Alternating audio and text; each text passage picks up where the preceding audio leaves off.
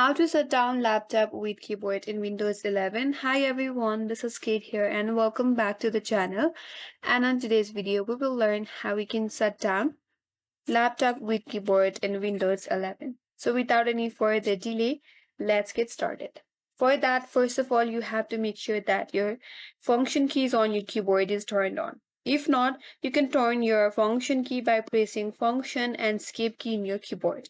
Now, once your function keys is turned on, all you have to do is press Alt and F4 in your keyboard. You will see this kind of pop-up box in your interface. Now, with the help of this down arrow key on your keyboard, click on it and you'll have this shut down. Now press enter in your keyboard and your laptop will be shut down. That's it.